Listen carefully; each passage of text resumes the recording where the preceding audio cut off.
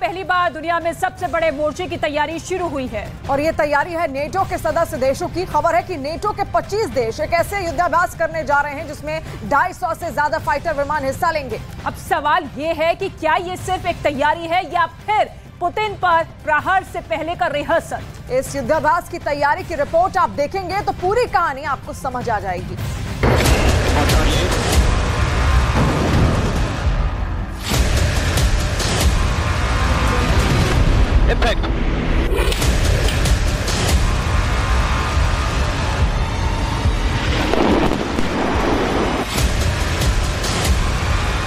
Putin को डराने के लिए नेटो ने कमर कस ली है। पुतिन की नींद उड़ाने के लिए बाइडेन का गैंग सुपर एक्टिव है। पुतिन यूक्रेन से भाग जाएं और यूरोप की तरफ मुड़कर ना देखें, इसके लिए रूस के खिलाफ सबसे खतरनाक एयर अटैक की तैयारी लगातार जारी है। इसमें शामिल हैं नेटो के 5 बहुत ही खतरनाक फाइटर जेट। इसमें स्टेल्थ फाइटर F-35 है, इसमें बहुत ही भरोसेमंद F-16 है, इसमें बहुत ही फुर्तीला ग्रिपेन लड़ाकू विमान है, इसमें यूरोप की शान यूरो फाइटर टाइफून है और इसमें हरफन मौला F-18 सुपर हॉर्नेट भी है।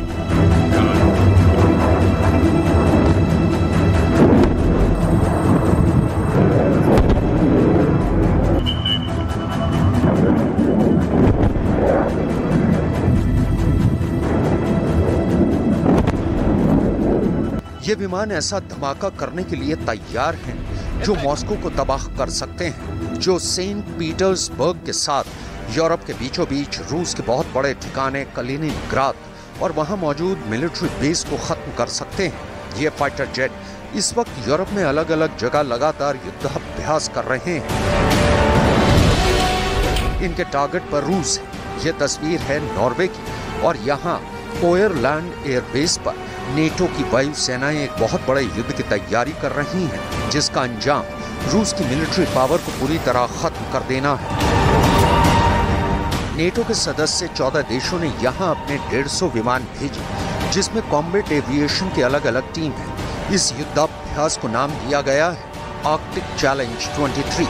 इसमें नॉर्वे के अलावा अमेरिका के फाइटर जेट है, इसमें बेल्जियम के फाइटर जेट है, इसमें द नेदरलैंड्स के लड़ाकू विमान है, इसके अलावा स्वीडन और फिनलैंड के साथ इसमें चेक गणराज्य की एयरफोर्स भी शामिल है। यूक्रेन युद्ध के दौरान हो रहे इस युद्धाभ्यास का मतलब है कि नेटो आर्कटिक में पुतिन और उनकी फौज को घेर कर मारना चाहता है।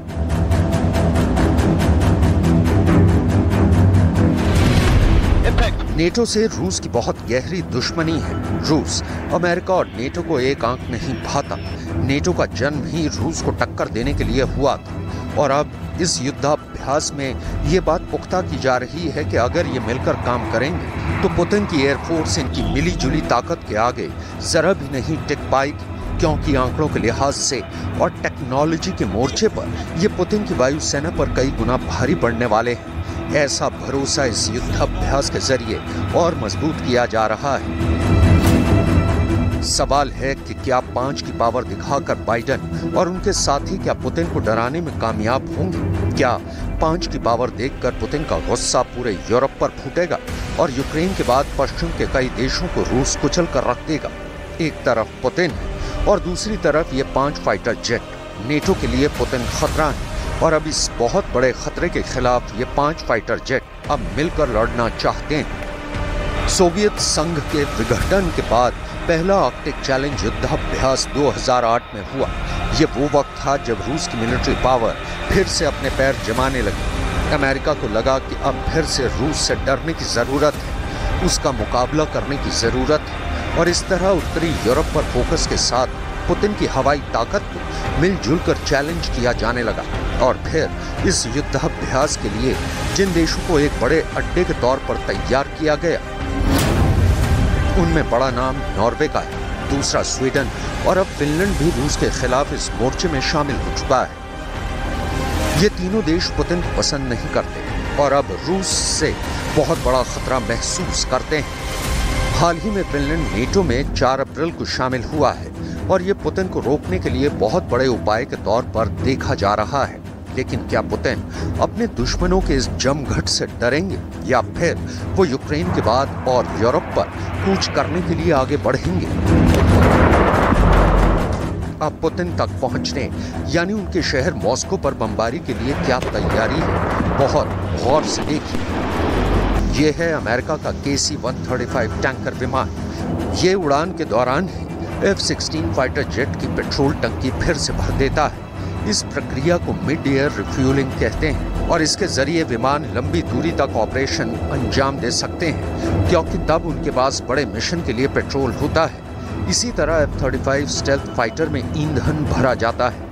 KC-135 टैंकर विमान से एक बूम यानी पाइप निकलता है और विमान की बॉडी में उस जगह जाकर फिट हो जाता है जहां पेट्रोल की टंकी है। ये नेटो या कहें पुतिन के दुश्मनों का युद्धाभ्यास है। उनका मकसद साफ है कि किसी भी तरह यूरोप के किसी भी इलाके से उड़कर मॉस्को या फिर सेंट पीटर्सबर्ग तक पहुंचकर बमबारी करना और फिर वापस लौट जाना। ये पुतिन के खिलाफ बहुत ही हिम्मत वाला कदम कहा जाएगा।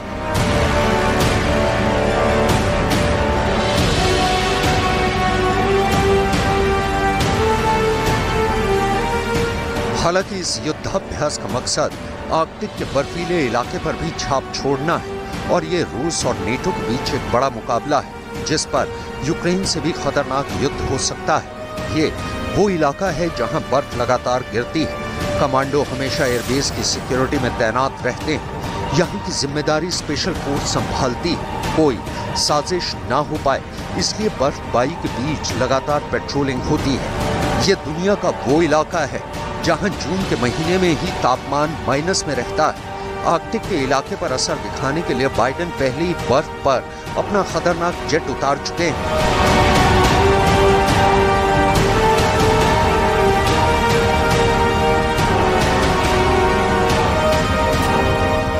अमेरिका का F-35 ग्रीनलैंड में तैनात किया जा चुका है। ग्रीनलैंड एक तरफ से डेनमार्क यानी नेटो का इलाका माना जाता है। यहाँ की आबादी 50,000 भी नहीं है, लेकिन अपने क्षेत्रफल और लोकेशन की वजह से ये रूस के खिलाफ आर्कटिक क्षेत्र का सबसे बड़ा फ्रंट बन सकता है।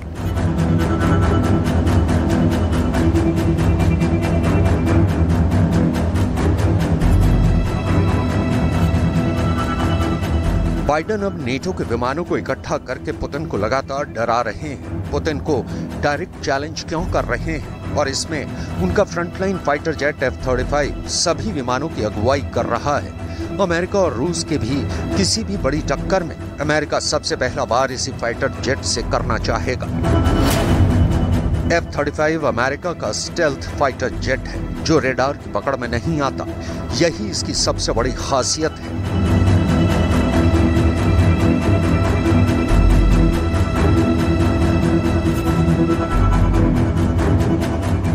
दुश्मन का विमान इसे नहीं देख पाता और ये उसको पहले ट्रैक करके उस पर हमला बोल सकता है। दुश्मन के ठिकानों के करीब भी ये रेडार से बचकर पहुंच सकता है और वहां बिना ट्रैक हुए हमला कर सकता है। F-35 की अधिकतम रफ्तार करीब 2000 किलोमीटर प्रति घंटा है। अमेरिका के पास अभी करीब 500 F-35 विमान है, लेकिन अमेरिका अब अपनी पूरी F-16 फ्लीट को F-35 से बदलना चाहता है और उसकी तैयारी है कि अमेरिका की एयरफोर्स में ऐसे करीब 2500 विमान होंगे। अमेरिका अब नेटो के अलावा अपने कई करीबी देशों को इस विमान से लैस कर चुका है। अमेरिका का इरादा साफ है, वो पूरे यूरोप को इसी फाइटर से बचाना चाहता है और आर्कटिक के इलाके में ये जहाज तैनात करके अमेरिका ने अपनी तैयारी दिखा दी। अगर अमेरिका ने F-35 के जरिए युद्ध किया तो पुतिन इसके खिलाफ अपना सुखोई 57 फाइटर जेट लाएंगे। ये बहुत बड़ी टक्कर होगी जिसमें नुकसान का दायरा बहुत बड़ा होगा। दुनिया के सबसे आधुनिक फाइटर जेट अगर एक दूसरे के सामने उतरेंगे और उनका आमना सामना हो गया तो ये यूरोप के आगे की टक्कर होगी। ऐसे हालात में विश्व युद्ध को रोकना मुश्किल हो जाएगा और नौबत परमाणु युद्ध की भी आ सकती है। ये डर इसलिए क्योंकि इन फाइटर जेट्स की वजह से यूक्रेन से भी बड़ा युद्ध होने का खौफ बढ़ने लगा है।